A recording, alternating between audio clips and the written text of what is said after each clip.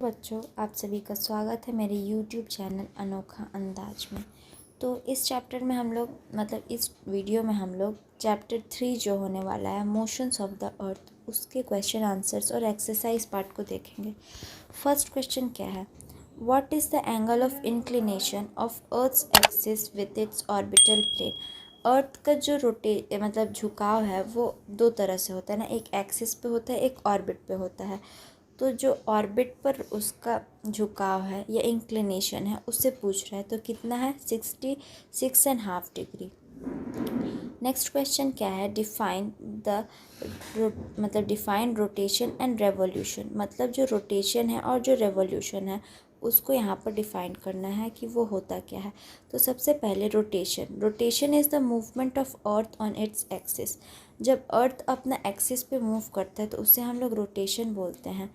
And revolution is the movement of the earth around the sun in a fixed orbit और a path. और जो revolution होता है वो सन के अराउंड होता है।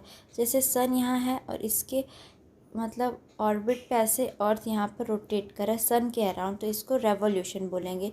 लेकिन जब अर्थ अपने ही एक्सिस पर ऐसे घूमेगा तो उसे हम लोग रोटेशन बोलेंगे। नेक्स्ट क्वेश्चन क्या है? तो what is leap year. Leap year किसे कहते हैं? Earth take 365 days and 6 hours to complete a revolution, but for the sake of convenience we consider that a year consists of 365 days.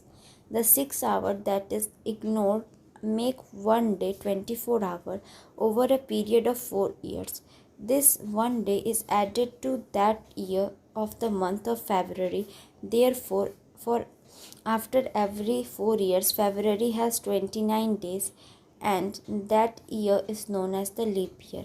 ये leap year का concept बताया हुआ है यहाँ पर कि लीप ईयर होता क्या है, वो कैसे फॉर्म हो जाता है। सबसे पहले लीप ईयर होता क्या है?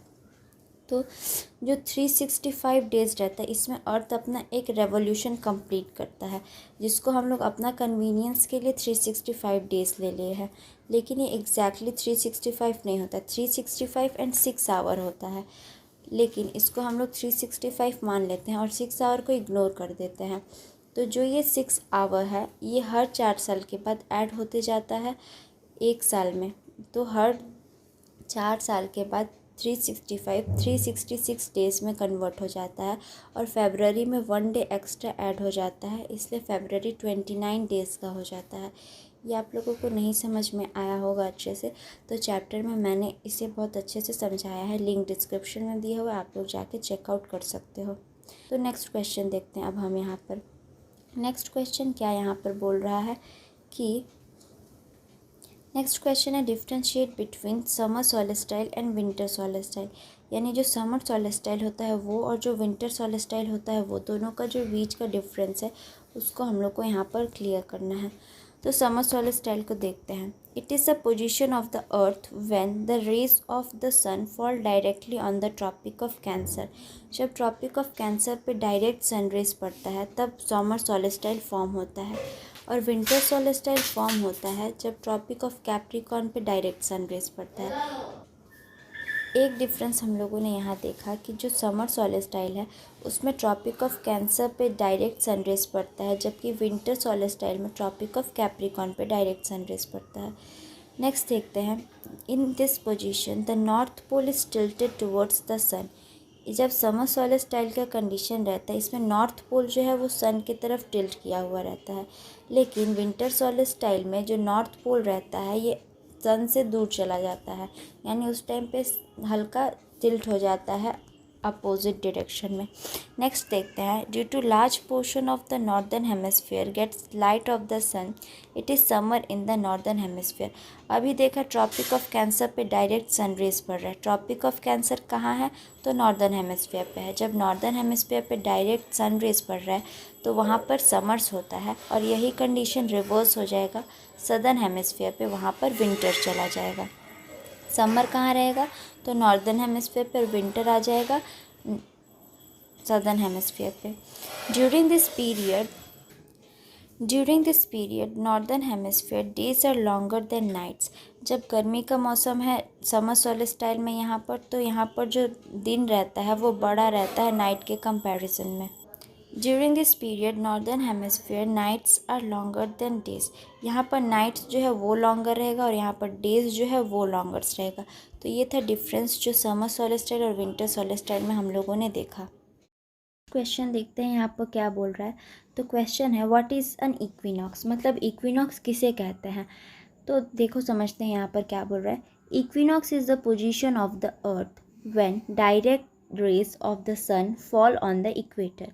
मतलब इक्विनॉक्स एक कंडीशन है किसका, तो अर्थ का एक पोजीशन है जिस टाइम पे जो सन का रेज रहता है वो इक्वेटर पे डायरेक्टली फॉल करता है। At this position neither of the poles is tilted towards the sun, so the whole earth experiences equal days and equal nights. इस टाइम पे क्या होता है, जैसे ये अर्थ है हमारा, यहाँ पर है इक्वेटर, तो सन का जो रेज रहता है वो डायरेक्टली फॉल कहाँ पर कर रहा है, तो इक्वेटर वाले एरिया पे फॉल कर रहा है। इस टाइम पे जो रहता है कोई भी पोल का डायरेक्शन सन के तरफ नहीं टिल्ट रहता है, इसीलिए पूरा इक्वल डे भी रहता है और इक्वल नाइट भी रहता है। तो इस कंडीशन को हम लोग इक्विनॉक्स बोलते हैं। नेक्स्ट क्वेश्चन देखते हैं क्या बोल रहा है। Why does the southern hemisphere experience winter and summer solstice in different times at the northern? Answer देखते हैं क्या बोल रहा है। The southern hemisphere experience winter and summer solstice at different times that of the northern hemisphere because. मतलब question क्या है पहले वो समझते हैं कि जो सदर्न हेमिस्फीयर है वहाँ पर विंटर और समर सोलिस्टाइल जो है वो अलग अलग टाइम पे कैसे पड़ रहा है नॉर्दर्न हेमिस्फीयर के कंपैरिजन में। तो हम लोग देखते हैं यहाँ पर कि कैसे पड़ रहा है। तो आंसर को देखते हैं क्या बोल रहा है यहाँ पर। सबसे फर्स्ट क्या है, when the north pole is tilted towards the sun the northern hemisphere experiences summer solstice. देखो एक टाइम पे पृथ्वी जो है वो अपने एक्सिस पे झुका हुआ है ना, तो झुके हुए के कारण जो एक ही साइड का डायरेक्शन रहेगा वो सन के पास जाएगा। जैसे ये हमारा अर्थ है, ये इस तरह से हाफ टिल्टेड है, तो मान लेते हैं यहाँ पर सन है, तो अभी तो है यही वाला एरिया पर लाइट पड़ रहा है ना, तो इसीलिए एक ही टाइम पे या तो सदर्न में पड़ेगा या तो नॉर्दर्न में पड़ेगा।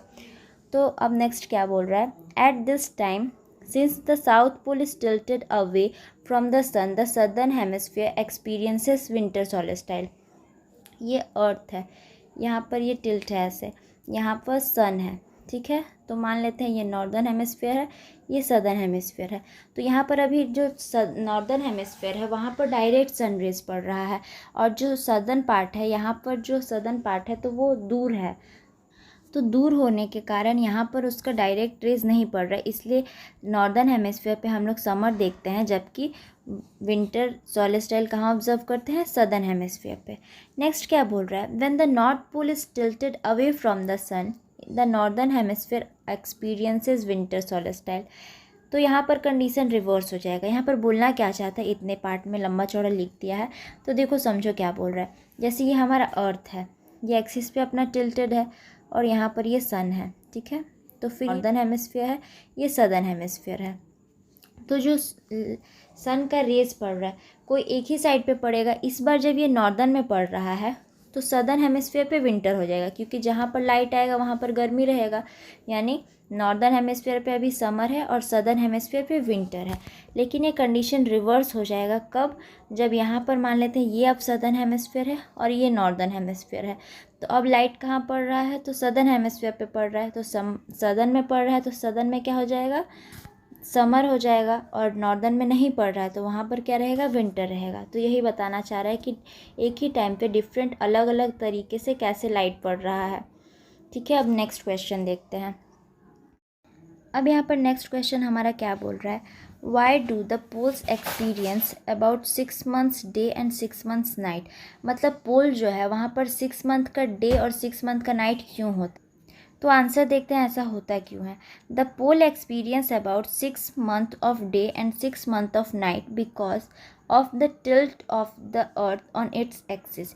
एक तो ये सिचुएशन हो गया कि अर्थ जो है वो टिल्टेड है, मतलब देखो जैसे ये अर्थ है हमारा, तो ये ऐसे टिल्टेड है, तो ये हो गया मान लेते हैं नॉर्थ पोल, और इधर हो गया साउथ पोल। तो सन रेज जो पड़ रहा है, तो अभी मान लो ये नॉर्थ पोल पे पड़ रहा है, नॉर्थ पोल पे पड़ने के कारण यहाँ पर अभी डेज है, और इधर साउथ पोल पे नहीं पड़ रहा है, तो साउथ पोल पे क्या हो जाएगा, नाइट हो जाएगा। तो यही कंडीशन जब पृथ्वी रिवर्स होके आएगा तो अब इधर इस वाले जो एरिया है यहाँ पर साउथ पोल हो जाएगा, इधर नॉर्थ पोल हो जाएगा। तो अब साउथ पोल पे डायरेक्ट सन रेज पड़ रहा है जबकि नॉर्थ पोल पे नहीं पड़ रहा है, तो ये एक कंडीशन हो गया कि मतलब 6 मंथ्स का डेज क्यों पड़ता है और 6 मंथ का नाइट क्यों होता है। अब आगे पढ़ते हैं, आगे क्या बोल रहा है। When the northern hemisphere is tilted towards the sun, the north pole is inclined towards the sun. It experiences continuous daylight in 6 months. These conditions are reversed in the southern hemisphere and tilted towards the sun. तो ये हो गया एक answer इसका। Tick the correct answers. यहाँ सही answer को हम लोग को यहाँ पर टिक करना है। फर्स्ट क्वेश्चन क्या है, the movement of the earth around the sun is known as, जो अर्थ का मूवमेंट है सन के अराउंड उसे हम लोग क्या बोलते हैं, तो उसे रेवोल्यूशन बोलते हैं। Direct sun rays fall on equator on, यानी जब इक्वेटर पे डायरेक्ट सन रेज पड़ते हैं तो वो कौन से दिन को होते हैं, तो 21 मार्च में होता है। Christmas is celebrated in summer in, Christmas summer season में कहाँ सेलिब्रेट होता है, तो ऑस्ट्रेलिया में होता है। नेक्स्ट क्वेश्चन क्या है, cycle of season is caused due to, मतलब जो सीज़न चेंज होता है उसका जो साइकिल रहता है वो क्या चीज़ से काउज होता है, रोटेशन से, रेवोल्यूशन से या ग्रेविटेशन से। तो सही आंसर क्या होगा, रेवोल्यूशन से। यहाँ पर देखेंगे फिल इन द ब्लैंक्स को। तो a leap year has dash number of days, एक लीप ईयर में कितना डेज होता है, तो 366 डेज होता है लीप ईयर में। The daily motion of the earth is the, जो अर्थ का डेली मोशन होता है उसे क्या बोलते हैं, तो हम लोग अर्थ डे बोलते हैं, डेली मोशन जो रहता है अर्थ का।